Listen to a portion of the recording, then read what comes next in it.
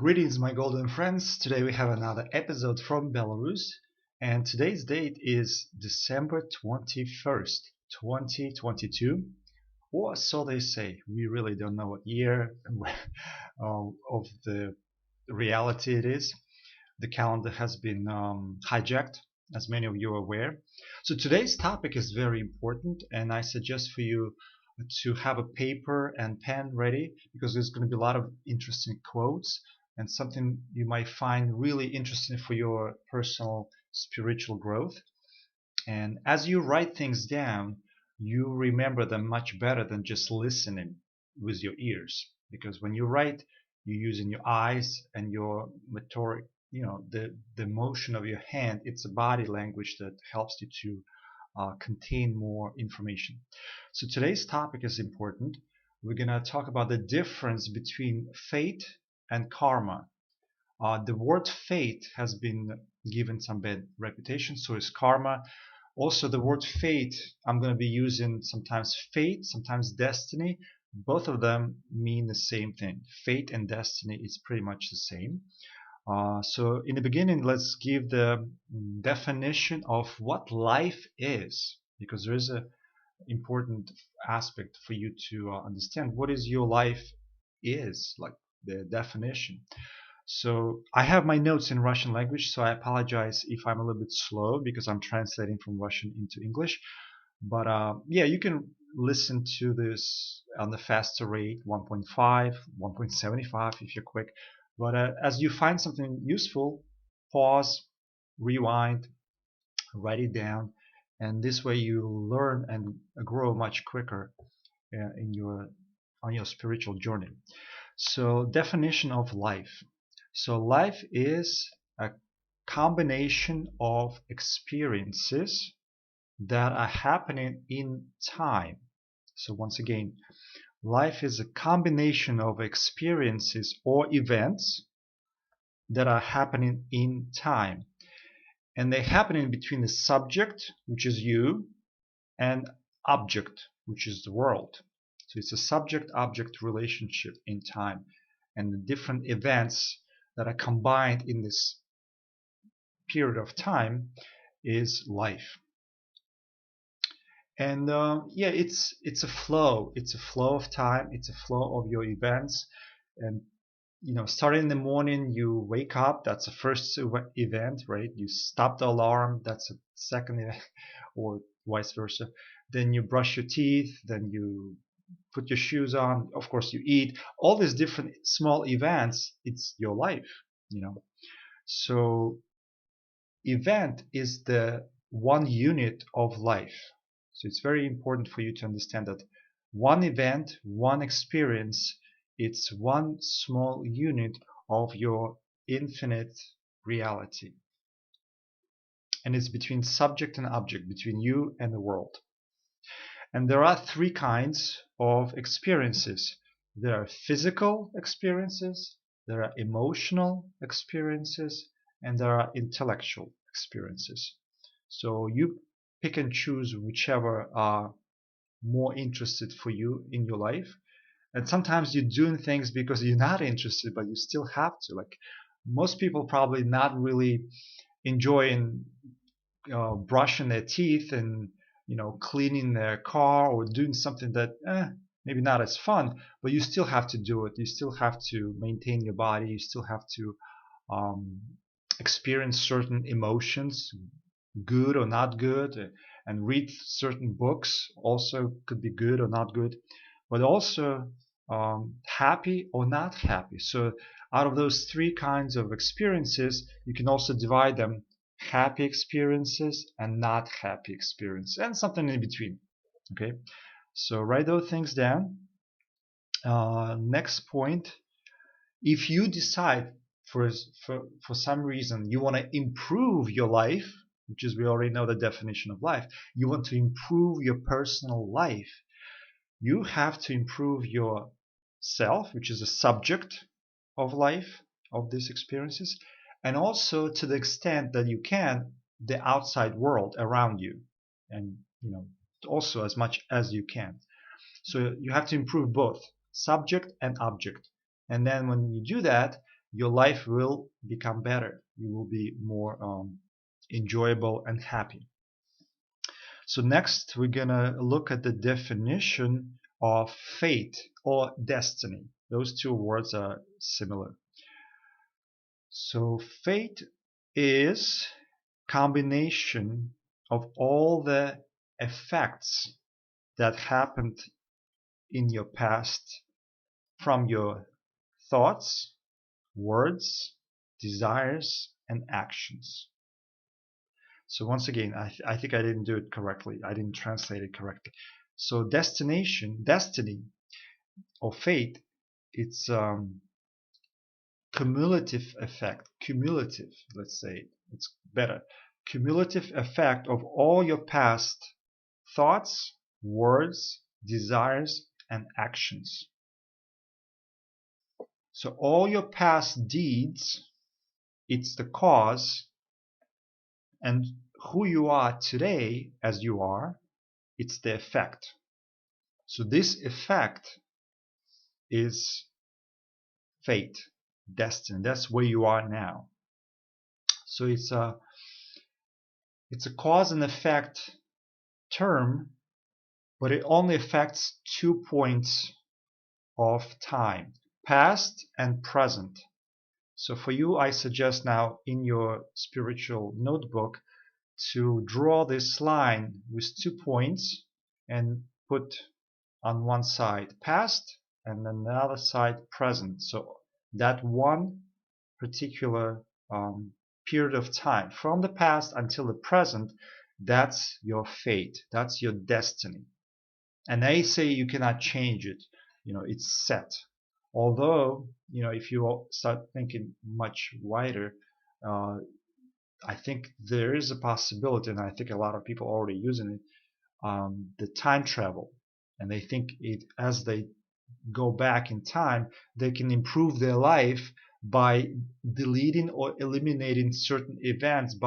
For example, imagine yourself going back in time and telling yourself in the past, don't do this. This is going to really mess up your life.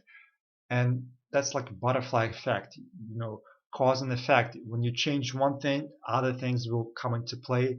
So somebody told me, I forgot who told me that, but it does make sense. I mean, you can use your intuition and come up to probably a similar conclusion that they do suggest never to use these time travel tricks, because in the long run it will create even more problems, because you just don't know how much things will change and come into play. So as you are right now, it's perfect where you are. So this is your fate, this is your destiny, and enjoy it, But if you want to change your future, this is something that we're going to talk about now. It's possible, it's doable. So fate is a cause and effect between past and present. Now we're going to talk about karma, right? Karma and the future. What does it mean, future and karma? What is the connection? So first, let's give a definition of the future. So pay attention, write it down. Future is your past that it modified in the present. Once again, the future is your past modified in present. So again, future can be almost the same as your past, just slightly modified today, here and now. That's what you're going to do, say, think, feel, and all your deeds in now will change your future. So once again, future is your past modified in the present. And here comes the word karma. Karma is much wider term because it takes you from past, present, and into the future. So right here you can write down karma and make this line with 3 dots. And on the left side it will be past, in the middle it will be present, and on the right side will be future. So karma takes up the whole timeline, past, present, and future. Okay, so you understand the difference? There is a difference between karma and your fate, destiny. So your destiny or your fate is where you are right now in the present. You are set. And again, we talked about it's a possibility of changing, but it's very tricky. You're still going to be, coming back and forth and playing this game if you decide to. It's tricky. Right? So karma is a cause and effect. Basically, karma is all around us. Everything is cause and effect. Everything you see in this room, as you can see, like these doors behind me that were installed by my parents when they were still alive. And this wallpaper, was picked by my mother. She liked the colors and flowers, and this is the effect, And certain things you can influence with your own suggestions. Certain things you can say, no, I don't like it, or, improve it. But certain things are already set for you, right?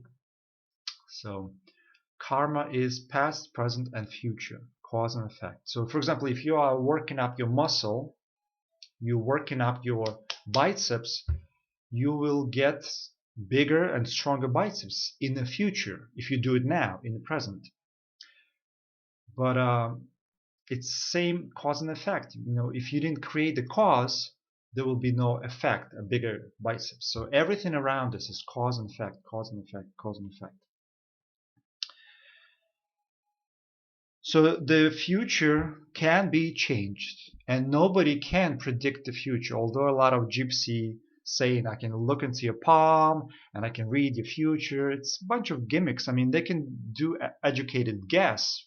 They're really good at educated guess because they can see your vibration and maybe even know some of your past because they live in the same area with you. But your power, your personal power, is your unpredictability. And a lot of people do not use that power. They're highly predictable. They're almost like robotoids, automatons. They just keep on doing the same thing over and over again. Every weekend doing the same thing. During the week, same kind of life. Nothing is changing. Same old, right? So for governments, and I'm talking about all the governments, which is probably already one world government is as it is, they all connected. That's why your passport, when you travel, it works in every country. It's scanned and it's the same tool. You just go to different kind of, let's call them villages, and every village is different. Different rules, different food, different people, characters, emotions, and scenery, but it's still on a larger scale. We are on Earth. It's a very unique experience that we chose to experience. So for the governments, for all the governments, it's very good to have highly predictable humans, the citizens, the corporate workers. And recently I've heard this idea that corporation is looking at us as parts of their body. Their body is it's a government and you are part of it. So you are corp of this. There's a lot of other interpretation of the word corporation. Corp is a dead entity. It's dead, but it speaks oration. So dead entity speaks corporation. So yeah, it's very useful for governments to keep us under control, to keep us sedated, to keep us highly predictable. And then they can predict to a degree the future for everybody, collective future. So it's very useful for them to use the tools to sedate your brain, such as alcohol, cigarettes, different drugs. So they can manipulate you better than you can manipulate yourself. So my videos are always trying to inspire you, become very powerful as you are, and get as unpredictable as you can. Be creative with freeing yourself, and it's going to be happening in the future, because right now, look around. I mean, nobody can say they're completely free. It's a highest state, and it's called enlightenment, to be totally free, and it's not easy. So let's move on. So you are right now a product of all your past deeds and actions, but at the same time you are producer of your own future. So this is another thing that you can write down. Very important to understand that you are both. You are the product of your past, but at the same time you are the producer of your future. So for example, if you want to quit smoking, you can produce it in the future. But right now, you're the product of your past deeds. You're already smoking right now because what you've done in the past is where you are now. It's your fate. It's your destiny. So it's an interesting phenomenon that within you, you have both. You have slavery and also freedom of choice, free choice. So both of them exist in you at the same time. Connecting with your past, you are a slave, but connecting to your future, you are possibly having some free choices and freeing yourself. But again, not everybody will get to enlightenment. Not everybody will get there. That's the highest goal, to connect to God, to reunite with God, and that's not easy. So, for example, one day you decide to quit drinking alcohol, so you decided maybe New Year resolution, which is interesting. People wait for New Year's to do such resolution. You can do resolutions all year round. Keep on telling yourself, I'm going to quit ice cream. I'm going to quit this. I'm going to start exercise. I'm going to change my diet for better. You can do this resolution anytime. You don't need to wait for New Year's. But it's just we are recording this video in the end of December, so that's why it's on my mind. So this example, you decided to quit alcohol. That's it. You've done. You've had enough. It's always problems, fights, arguments, anger. So you decided no more. Okay. But then you find yourself in the future continuously drinking again and again. But the decision was already made. I already made a decision. What's going on? So what's happening? So the reason it's happening is because your desire of free choice to quit drinking in the future is much weaker than your dependency on your fate of alcohol addictive person, and this is from your past. So again, it's happening because your desire of free choice for your good future in the future, right? It's much weaker than your fate, which is right now, it's already is settled. And why it's happening is because you have friends who keep on telling, oh, let's have a drink. Or you have some advertisement right in your eyes, on your phone. Everywhere you go, you see alcohol commercials. Or you're walking home from your work and you constantly passing this beautiful bar that you used to go and have a drink or two with your friends or girlfriends or whoever. And it was a good time. So that now you have to change your route to avoid even walking by that bar, So just by it's a train motion. It's very hard to stop the train. It takes time. Same thing with changing your future. It takes time. Okay, so be patient with yourself and give yourself a big credit that you're already at least thinking in the positive direction, that you have a desire to improve your future. You have a desire to improve your own self, your subject, and object, the world around you. So then we're going to talk about karma in this form of the division between personal and much bigger karma. So your own personal karma, your own self, your one unit of this reality, which is interesting. We talked about the heart, that within the heart there's everything, all universe. There's spark of God within your heart. But to contact that's totally different topic. But right now you have your personal karma. Second, you have your family karma. Then you have your town or village karma, which is much bigger. Then you have your country karma. Then you have your continent, and then you have your earth. Then you have the universe. Then you have a cluster of universes, and it just probably keeps on going wider and wider. So your personal karma can be changed by you the most quickest fashionable way. The most fastest route is to change your personal karma. So for example, if you decide to quit smoking cigarettes and your whole family is smoking, you can do it much easier than everybody else in your family will succeed. You can be telling everybody, let's do it, let's do it, let's do it, but only you can do it for yourself. That's my point now here was personal karma and much wider. And of course, they are affecting you. Like I live now in Belarus, which is White Russia as it translates, and there's nothing white about it.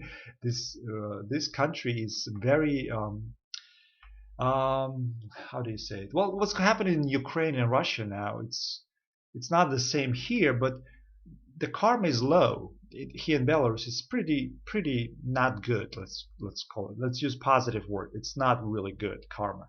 So for you to be in a country, if you are in the United States, which is probably the most highest vibrational karma as a country, it's and a lot of people will disagree. Of course, it depends on the area where you live, depends on your situation and stuff like that. But there are different kinds of karmas in size. One person, two person, town, and larger. So we all at the same time connected to God. We all part of this one entity, God we call it. But to connect to it, you have to go into your heart, which is your personal.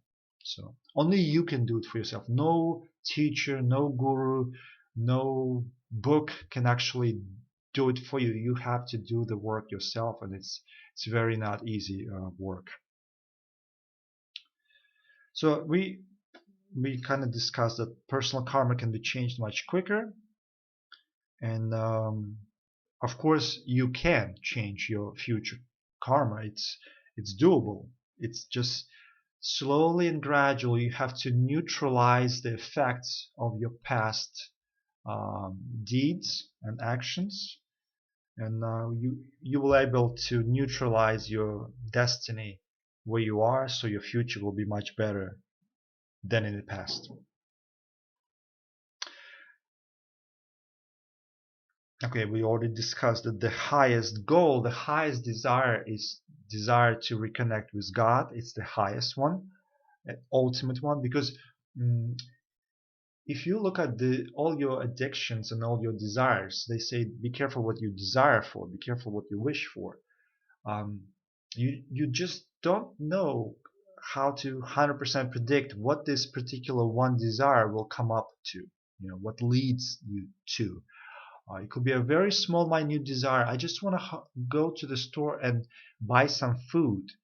And then you start walking, you see some people, you interact with some people. There's sometimes accidents happen. There's shortage of food. You have to go to another store and talk to the other people. It could be such a huge game changer just from one particular desire. And you can talk about any possible scenario. So the highest desire, the most highest desire is to reunite with God, and that gives you the ultimate highest bliss, highest pleasure. And somebody even said that you cannot quit anything. You can only replace it with something better. Once again, you cannot quit anything. You can only replace it with something better. So write this down, because I think this is a good quote also to remember for your spiritual growth.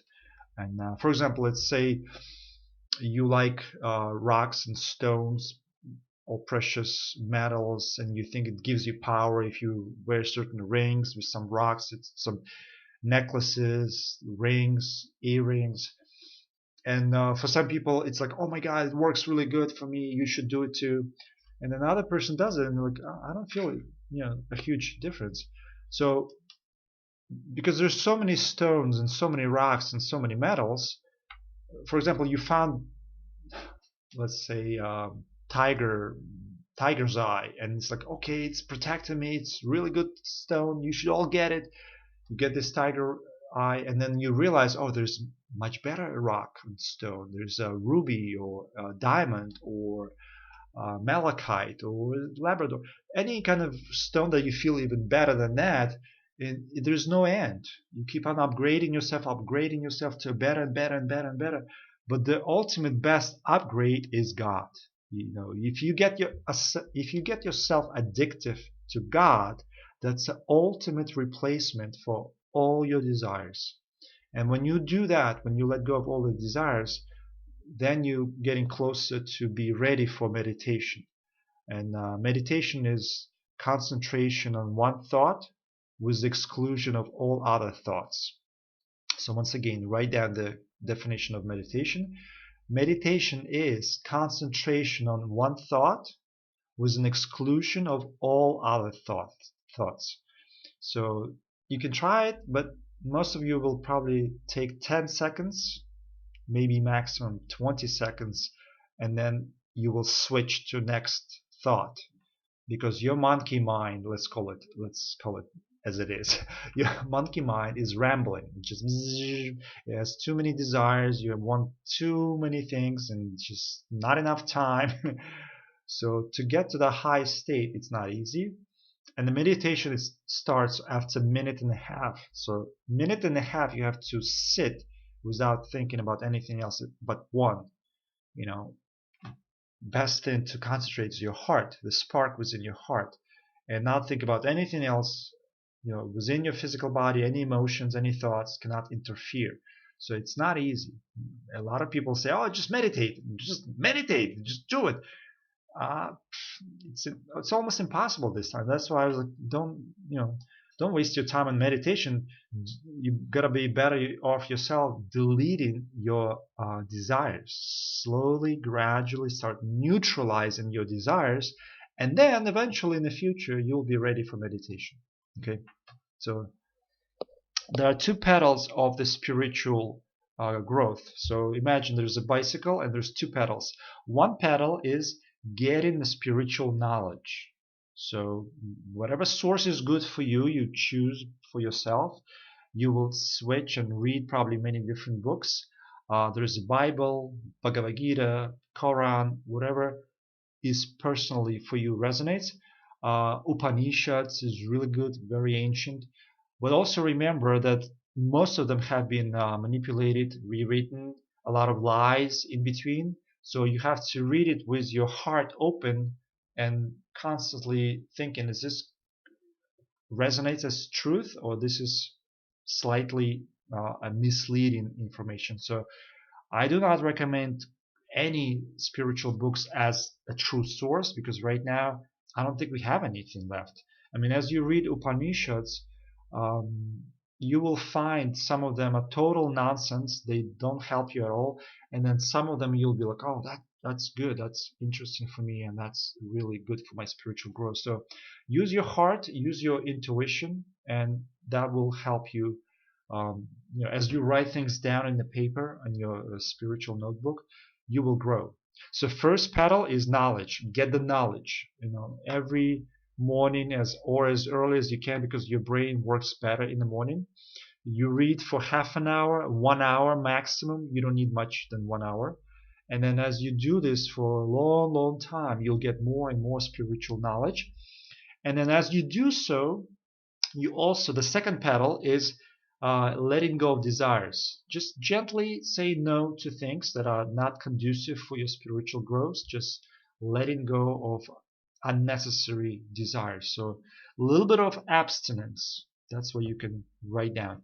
So one pedal is getting knowledge. Second pedal, abstinence from desires. So you keep on paddling into your infinite future until you hit the highest enlightenment. And then I've heard when you get there, time disappears. You become completely merged with, let's call it God or source, whatever interesting word you want to use. But every time we use words to describe God, it's always fights, because people say, oh, it's not God, it's Allah. Oh, it's not Allah, it's Krishna. Oh, it's not Krishna, it's Jesus. Oh, it's not, it's Buddha. It's just all religions are like different cows. They give the same white milk. So cows are different, but get the philosophy. It's the same thing in all religions. Let go of your desires. Let go of your desires. Let go of your desires. All of them are saying the same thing. So unnecessary desires. And in the beginning, the most junk will come out of you. Just the dirt that you produced with all your past actions. And it's not easy. for people when they start doing spiritual practice, the beginning is like getting a drug addict from drugs. It's hard. It's like, oh my god, I'm so used to this. I want it. It's a very difficult process. So be a pond. I'm sorry. Be a river, not a pond. It's one good expression that when you are the river, you keep on flowing. Flow towards your destination. Keep on moving. Keep on moving. And the river goes around different rocks, obstacles, keeps on going. But if you're a pond, stale water, it just sits there. You get this mold, you get this stuff on it, and it's dirty. So a lot of people are very sloth in nature. They just don't want to move. I just don't feel like waking up early in the morning and reading spiritual scriptures. I don't have a desire. I don't like it. They complain. But those who keep on flowing, keep on doing, they will get to the destination much quicker. But that's the only difference. I mean, I'm always telling people, if you practice yoga or any religion, which is the same, yoga and religion, it's the same word. I explained this in my previous videos. You can take a look. But it's just time. Those who practice it, they will get quicker. That's it. We all gonna, like Jesus said, that everybody will see the kingdom of God within their lifetime. So he was actually suggesting the reincarnation idea, because a lot of people that die and they're not enlightened. They did not connect with God. They were suffering till the last day, and but the soul, individual, spark inside the heart keeps on traveling infinitely. And in this spiritual world, where they have no physical body, it's much easier to get enlightened, but they still have teachers there who can help you, or they have tricksters who will take you away from God. So this same kind of roller coaster in the spiritual world. And next point, let's talk about what types of desires there are. So there are three types, 1, 2, 3, of desires. First type is when you act with egocentrical desires. Second, when you act without egocentrical desires. And the third one, the highest, you act without desires. So that's the highest, that's the most tricky one, when you just do things and have no desire for doing it. You just have to. You ought to do it, so you do it. But you don't have a desire. And your likes and dislikes will spoil your actions. Everything that you like, you tend to like, and then something that you avoid, that will stop or slow down your progress.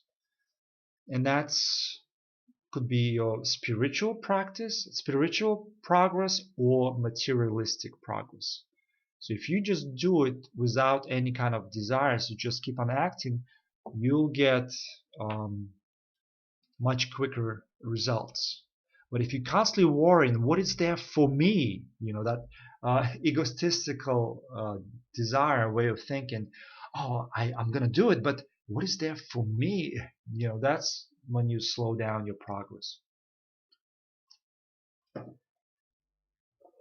And also we have to talk here slightly about this interesting topic, that those people, and there are a lot of people who are totally not spiritual, they're atheist, they don't believe in God, they don't know God, and they only in materialistic mindset that I get something and I enjoy it. I acquire something and I enjoy it. I get a car, I drive it. I get a husband, I marry him. I get children, I do this with them. It's all materialistic point of view. So those who are totally materialistic, sometimes they don't get even what they want. They just don't, because this world is not catering for you. This world is very, as you can see, harsh. It's combination of different karmas, personal, family, town karmas, and you playing in this ocean game that we call life, and sometimes you just don't get what you want. Like somebody was telling me when I was in the United States, did your mother tell you that not always get what you want. And I guess at that point I was prepared to think that everything that I want I'll get. And a lot of people in that mindset, because they have a lot of money, they think they can get anything that they want. So that's materialistic point of view, and they don't always get what they want. And in spiritual development, they get absolutely nothing because they don't even think about it. But if you're a spiritual person and you walk towards God, you want to reunite and reconnect with God, you'll get both. You'll get material pleasures and spiritual enlightenment eventually. So I always suggest for people, please do the best thing for yourself. Start on this path to God, and eventually you'll be much happier unit of your town, of your country, and then you'll help other people to evolve as well. And you'll get both spiritual and material. And at the same time, they are completely opposite. Material and spiritual, they are like opposite to each other. So yeah, a lot of people with their likes and dislikes, they spoil their spiritual growth. They say, I don't like to wake up early in the morning and study scriptures or shastras or Upanishads. I just don't like it. And they suggest that 4 o'clock in the morning, it's one of the best times to wake up. So if you cannot do 4 o'clock, 5 o'clock or 6 o'clock will do, but as early as you like, as early as you can, because you don't like to wake up early. Some people say, I don't want to do any spiritual practice. It's too hard. Yeah, it's not easy. And then some people say, it's impossible to act and live without desires. Well, give it a try. And it gets better as you practice it. Some people, if you look in just material world, some people don't like to eat certain healthy foods. For example, some people say, I don't like fish. I don't like to eat fish. I just like this, this, and that, and I like candy. I like chocolate because it's pleasant. It tastes good, But the fish, no, I don't like fish. So people sometimes with the likes and dislikes, they can go away from health, this physical body that we are trapped in, and your clean body, which is you're born with clean body, you're like looking at it, it's like, I don't like my clean body. I need some tattoos and cover up my body. And some people, they stop with a small tattoo. Some people get it bigger and bigger. I'm not sure, I'm speculating here, but maybe these tattoos are used as a receiving device from cell phone towers. I'm not sure if that's correct. Maybe you can comment in the comment section. Some people say, I don't like to sleep. Sleeping at night is boring. I like to go to the club and dance all night until 3 o'clock in the morning, 4 o'clock in the morning. And that's where wears your body out. Eventually, you'll know that it's really not the best way. Or another example, I don't like to breathe oxygen. It's boring. I like to inhale cigarette smoke. That's good. That's something I really like. Or I don't like to drink just pure water. Water is boring. I don't like it. Vodka. That's good. Whatever alcohol you prefer. So a lot of people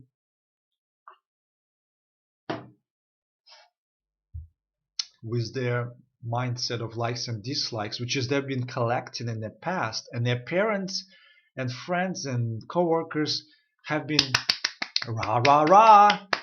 You going out tonight? Good for you. you know, they all support the materialistic life, but the spiritual, it's it's hard to come by. So the company of the good, if you find the company of the good and you have some good spiritual people in your neighborhood, in your group, stick with them. You will grow much quicker. And I know a lot of people are very good at it being by themselves. Being alone is totally fine for them. And as you go higher, your spiritual practice gets stronger. You actually don't need anybody. You will realize that you're strong as a lion. You don't need, a herd of lions coming with you to hunt something. You can do it by yourself. But the weaklings, as you can see in nature, like sheep or deer or a gazelle, they usually flock together in many groups, many species, not species. They like the company, the bigger company. So on your spiritual journey, with the company of the good or being alone, just keep on going towards God. Eventually, you'll get there. One day, you'll get there. So here we have to discuss also the importance of learning to act without desires. So you do it, but at the same time you have dispassion for your action. You renounce. That's what true renunciation is. You are renouncing your desires, but you keep on acting. Because in this world, to maintain your physical body, you have to do every morning exercises or somehow maintain your physical body. To cook food, you have to maintain, the food intake, and it requires action. You cannot be sitting still. Yeah, we could call the phone and call pizza, but how long can you live on just pizza and be healthy? Probably not for too long. And quality of your life depends on your actions. So learn to act at the same time with renunciation of action, dispassion. So write it down. It's very important topic, and it's also a very important spiritual practice. Learning how to act without any desires. So here I'm gonna plug in this story. Let's call it a fairy tale, because in Hinduism there's a lot of so-called gods with elephant heads, monkey bodies, but it's all, I think, been done by previous generations in India to lure in the young generation with fairy tales, stories. But each of these stories, I think they call Puranas. Please comment, because I think I'm maybe misleading some of you. Puranas, these stories about gods with different powers. So there was a Ganesh. A lot of people heard about Ganesh. Has elephant head, and Ganesh was invited by a rich person to come and celebrate something. And Ganesh comes to this party, comes in early and starts eating all the food. And before people even gathered, he already finished all the foods, and he's still hungry for more. So he starts eating napkins. He starts taking from the windows. How do you call them? He takes the window. Oh my God, the word just. I know the word in Russian. Again, maybe some of you can comment. So he starts eating everything in that place, and they're like, oh my God, panicking. How do we stop this guy? He's eating everything and there's nothing left. So they call his father, which is Shiva. Shiva is a god of destruction in Hinduism, in Hindu mythology. And Shiva comes in with a small handful of roasted rice. I think it's rice, maybe some other seeds. And he gives the Ganesh this one small tiny handful of rice, and after eating it, Ganesh is totally saturated, he's satisfied, and he stops. So here's a very interesting moral of this story, that his father knows him the most. He knows that if you are eating something delicious, and because of the party, I'm sure they made a very good food, it actually plays on your tongue, and you feel like, oh, I want to taste more. You want more. So one desire leads to another one. Oh, I see this cake. Oh, these cookies. Oh, this fish. I want to try. You keep on inflating your desires more and more and more. And then when does it stop? So it stops when you burn the seeds. The seeds almost like your desires. So if you burn your seeds, what happens? If you plant them in soil, they don't grow. They don't produce result. So for people with spiritual practices, as you plant the seeds that are burned, your future karma is clean. You understand? So as you plant, as you keep on acting without any desires, you just do as you have to do, you ought to do, but you don't have desire for the effect in the future, your actions are empty, seedless. Although there are seeds, but they don't produce uh, another karmic load for you. So this is very important.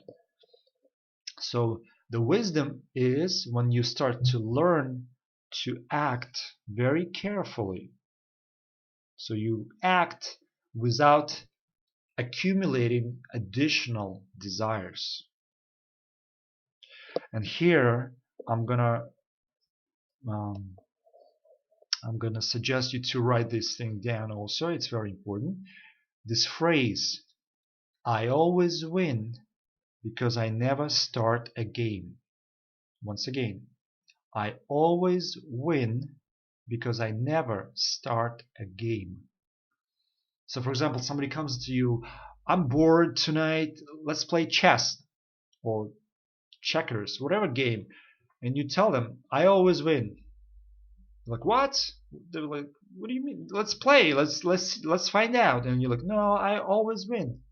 How come you always win? I always win because I never start the game. And it sometimes takes time for people to realize the depth of this phrase and the philosophy behind it. And you know, in your life, you will notice a lot of your friends and family, they'll be conducive for your spiritual growth. They will not be triggering additional desires. But some people will be pulling you deeper and like, let's go to this new restaurant. Let's go to see this new movie. Let's go to try new toys. And, sometimes you say yes. You go to see this one movie and it's innocent, maybe comedy. But in this movie, you saw something that triggers your more desires. And you like, next thing you know, you are in a mortgage or buying this expensive car that you never thought about buying. But then you saw it in the movie and that's it. You sold. done. It's done. Done deal. So it's be very careful because sometimes you don't know what you want, and there's certain events, certain people will trigger you, and you'll be like pulled into this materialistic world even deeper and deeper and deeper. So here I'm gonna so in your spiritual growth, you sometimes have to say no to certain people. Say no, thank you. I don't have time for it. I'm busy. I'm doing something much better for my spiritual growth, and you just have to say no. Okay, learn to say no. So here I'm gonna plug in another story from the Hinduism fairy tales. Let's call them. There was this really good person in the past who was really wise, who was enlightened. And this story will reveal the depth of what it is to be enlightened. So he's already enlightened. He's very wise. He's very calm. And he's done a lot of good deeds for his village. And everybody respects him and thanks him. And, so supposedly at that time when he already reached that high state, the gods came from heaven down to earth to give him a boon. A boon is like a present, something that you uh, make a wish for. And they asked this guy, look, you've been so good, we want to give you a gift. And the guy's responding, I don't really need anything. I don't have any desires. I'm good. And as he's saying that, he's repairing his old clothing with a needle and a thread. He's fixing his clothing. So you can imagine the state that he is in. And they're like, no, we're not going to leave you until we give you this boon. You have to ask for something. You can't just go. So again, it's an interesting story because even in heaven, there's gods. They could be highly egotistical. Like, we want to give you. We have everything we can give you. But this guy's like, I don't need anything. I'm good. So he keeps on repairing this clothing, and they keep on pressing him. You have to pick something. So he's like, all right. He thinks to himself, I can't get rid of these people. Like, they're not gonna leave me alone. So he's asking them, I want the thread to follow the needle as he is fixing his old clothing. So think about the implication of this story, the depth of this enlightened state, how high you should vibrate to be in that state. That you don't want anything, you clearly can use something. You can buy some Dolce& and Gabbana clothing or something, or Armani or whatever company. I'm not trying to advertise, by the way. I don't work for them. I don't get it. I don't get a single penny from this material matrix. So yeah, this is a high state, and of course for us looking at, oh my God, I wish I was there. Yeah, if you want to continue going towards God, it's not easy, but if you do it, you'll get there. Only those who deserve will get there. You know. All right, so another story. I'm going to tell you another story about this master who was always on target. He was with a bow and arrow shooting the target and always on target, right into the center apple. And he was well known in the area that he's always, every time he shoots arrow and bow, he's always on target. So there was a young teenager and he wanted to learn. And he's like, came and found, he was like, master, please be my teacher. I respect you. You the greatest. Please teach me. And he came with proper attitude, and this guy sees that he's really willing to learn. So he's ideal student.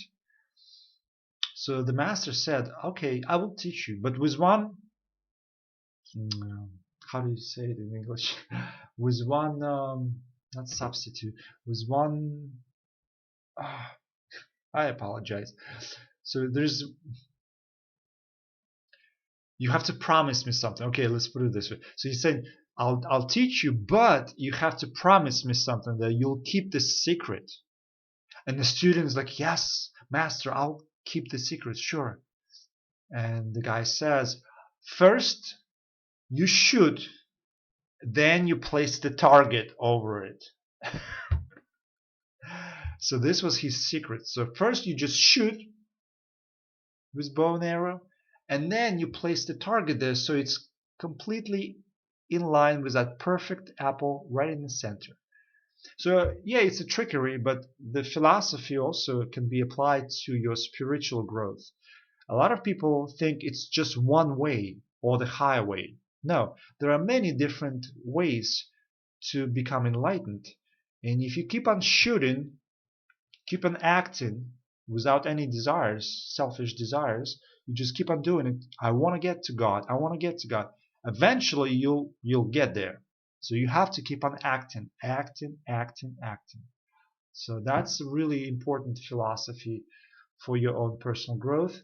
Keep on doing things. Keep on. I also heard, I'm not sure if it's true, and I'm not capable of doing that. I've heard that if you can stand on your head, do your headstand, it's upside down, for 4 hours or more continuously, you will get enlightened. I cannot say if it's correct or not, because in my reality, I can probably do 20 minutes maximum, then I'll get really lightheaded and tired, and but for some people, maybe that's the way. Some of you maybe get triggered by it. Oh yeah, you get a lot of oxygen into your brain and your heart circulates, and 4 hours, it makes sense. Again, I don't know if it's correct. Maybe it's all BS. Maybe, who knows? But it is a possibility that there's physical yoga, which is karma yoga. There is emotional yoga, which is bhakti yoga, and there is intellectual yoga, which is jnana yoga. So they suggest for people, which is we are not completely physical or completely emotional or completely intellectual, to use all three lines to walk towards God.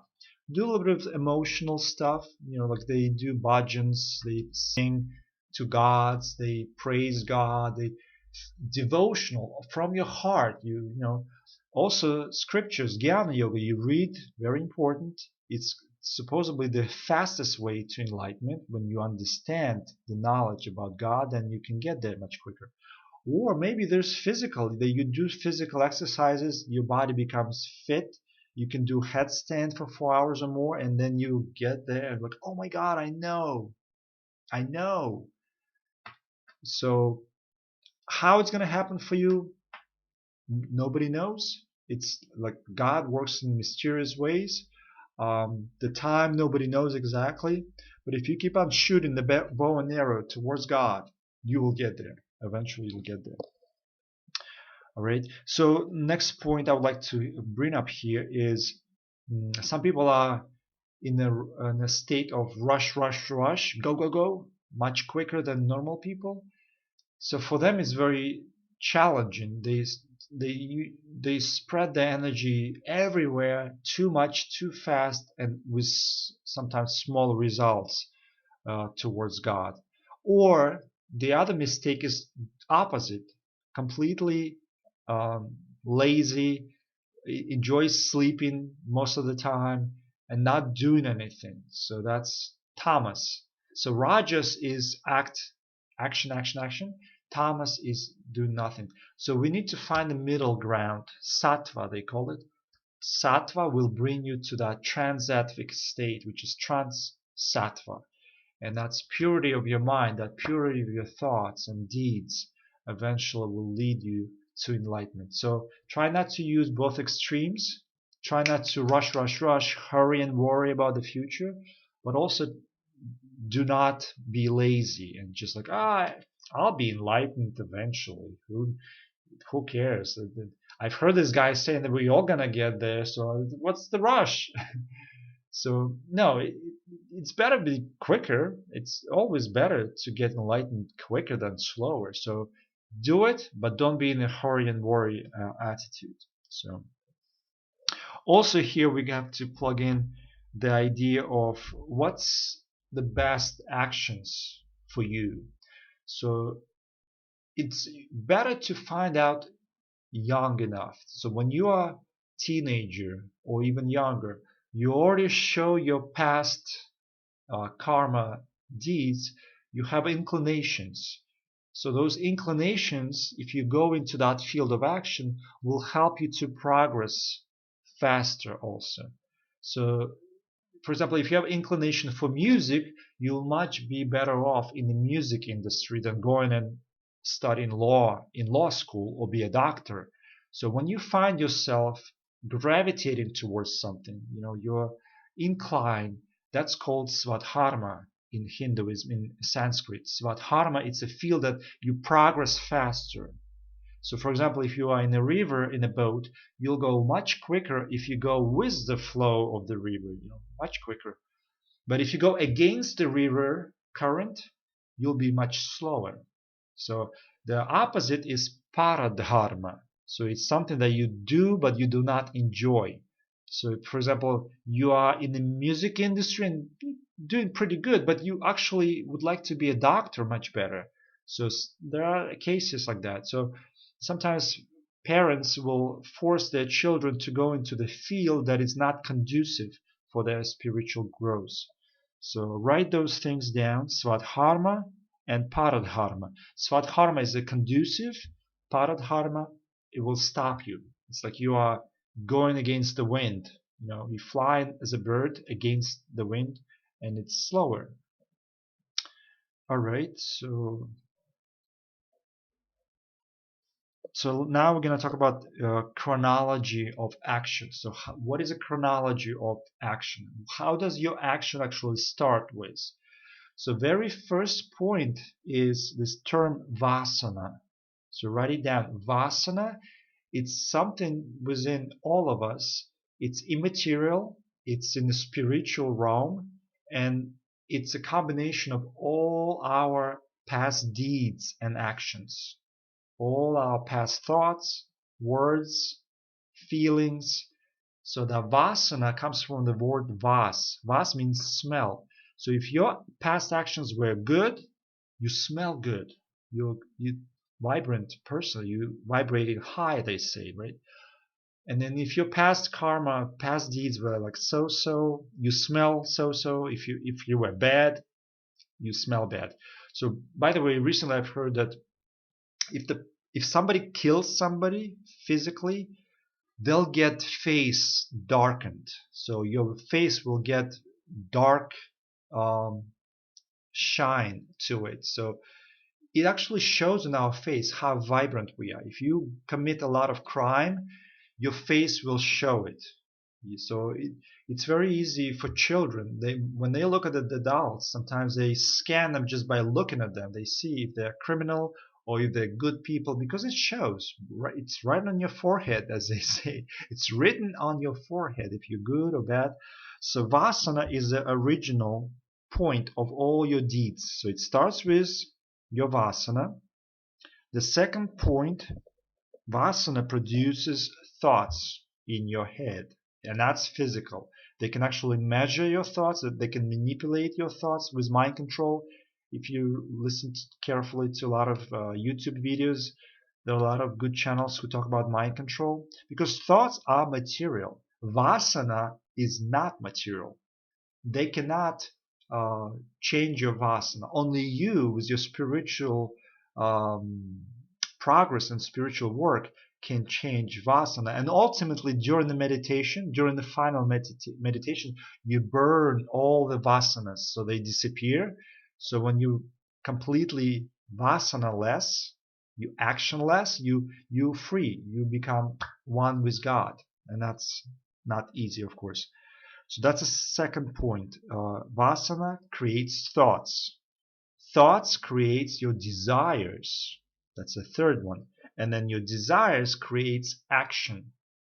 And then your action creates more vasanas. So it's like a vicious circle. Samsara, they call it, right? You keep on acting and then you have produced the result and now you have to, you plant the seed, it grows, and you have to go and harvest, So the spiritual progress is when you burn seeds and you plant the seeds which is a burn and they don't produce any result. Again, that's not easy. But that's something that we have to discuss. So for you personally, it's best thing to analyze yourself. Keep on analyzing yourself. What is wrong with me? Why do I have so many desires? How do I delete them in the best possible way? Because a lot of people say, oh, it's them, it's the government, it's this person, it's my neighbors. But ask yourself, what's wrong with me? And ask yourself, how can I change me? Because that's what you can really change yourself. It's not easy. Some people say, oh, it's easy. I can change. I can quit smoking and drinking like that. And then you ask them, do it. And they never do it because it's hard. It's not easy.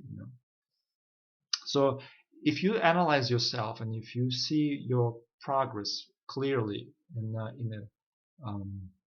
with a clear picture, you immediately start to say no to certain people or certain events and then say yes to certain things. So learn to distinguish the difference and learn from nature, because nature also gives us really good lessons. For example, sun, it keeps on shining, it gives warmth, it gives life, it gives all nature energy, right? And us, the earth produces greenery, produces trees, it keeps on giving. Flowers, they keep on blooming and giving us smell, giving us beautiful something to see for the eyes. So it just gives. It's not asking for anything in return. It just do what it ought to do. That's how we're supposed to act. Just do what you're supposed to do. Don't be a egotistical person. Just do it. And as you progress, you'll realize that everything is God. There is nothing but God. It's absolutely nothing can be possibly existent other than God. God is non-dual state. It's non-duality. So as you look around, that's everything is God around you. And you see only a small part of God. You are small little particle, a speck, a spark of God, which is within your heart. But to contact God, you have to go within your heart. All right, all the scriptures say it's inside the heart. It's inside your heart. All right. So another idea that is very useful for people to contemplate is God created this creation and immediately entered it by means of all of us: birds, fish, flowers, people, trees. So God created this reality and immediately entered it. So imagine you have the power within you to veil yourself with ignorance and not knowing God, and at the same time you can unveil yourself and open up yourself and realize God and know God. And that's not easy. So I wish somebody told me a lot of this interesting knowledge when I was teenager, and I had a lot of inclination for spiritual practices when I was 13, 14. I read the Bible twice, but I was reading without much understanding. I didn't have any good friends or teachers who would decipher the information, because Jesus was saying in parables, in metaphorical expressions. He was not saying directly. It's a lot of hidden knowledge in the Bible. And I was just reading as a book. It was interesting. There was a lot of stuff that I did understand, but then, you know, there were no commentaries to the Bible. And of course, now we know that the Bible was rewritten more than 20 times. So they are actually made a lot of challenges for those people who want to become enlightened. It's not easy. So, and yeah, after I finished university, I started to play with this material world, which is so much fun. I mean, you can see it. It's clearly getting better and more sophisticated with a cell phone and new sci-fi technology around us. It's like a game of games. God is the best game ever. It will never become bored. It will never be not interested. It's you can play and play and play, and most people around us keep on feeding us with these desires. Like parents, they say, "Oh, here's $5 for you, my child. Go to the store, get yourself best candy or best ice cream." And the kid gets into this motion, and then he wants to try all sorts of ice cream, all sorts of candies, and there's no end of different kinds of delicious foods. And then later on, the parents will say, "Here's $500, go buy yourself a bicycle." And that's it. Or you get a bicycle, much faster you can travel. That's your small vacation trips in different parts of the towns, much quicker than your legs walking and running. So bicycle. The next one, they tell you, here's some money, or go to the bank, get some money, get yourself a car. And then next thing, get yourself a house, and then bigger house, bigger job, more university degrees, more, and you keep on accumulating more and more desires. And then by the time you are 60, if you make it there, you're like, oh my God, I have so much to do and so much to desire and to accomplish still, but my body is getting old. So yeah, the best thing for you to start your spiritual journey as early as you can. In India, I think they use 9 years, seven, like as early as 7 years old, they start giving them some knowledge about God. So as early as you can, that's the best thing you can do for yourself and your children.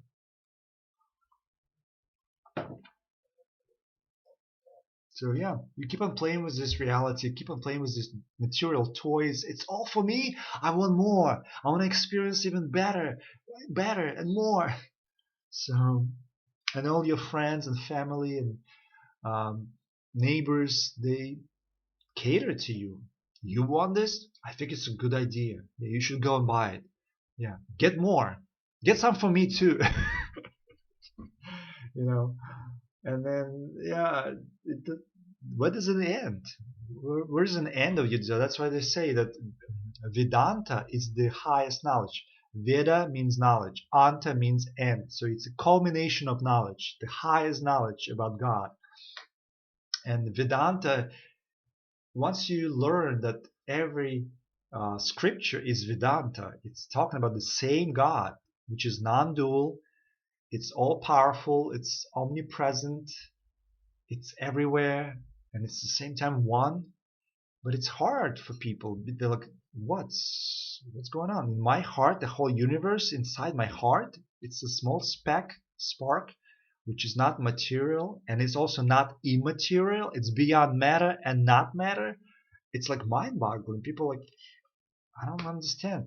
Yeah, it's you cannot understand God. If you understand, it's something outside of you because you're a subject and you try to understand the object. But God is subjective experience. It's not objective. It is subjective experience. So, and it's not easy. So I suggest for you to get going on your spiritual path, get as much good knowledge because there's a lot of crappy knowledge out there.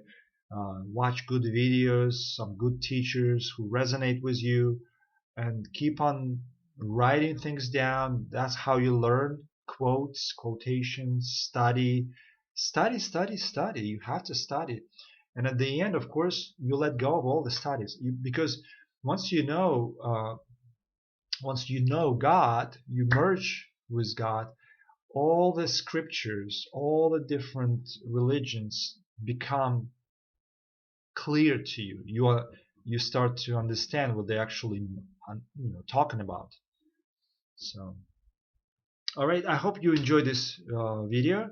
We talked about a lot of many different things about karma, about destiny and fate, and the difference between them, and how can you change your future karma with the most positive outcome. The highest, most positive outcome is to become enlightened.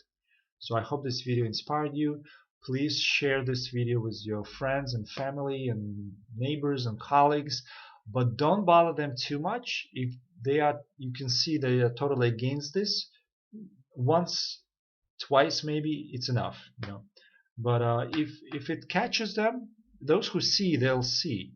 Those who have ears, they will hear. But there are some people, they just don't have spiritual inclination. They don't have that subtle intellect that can grasp scriptures, the spiritual knowledge. So yeah, share it with other people. Make a comment, please. Write something good and interesting for other people that they can learn from you and your experiences. And I will speak to you next time. Bye.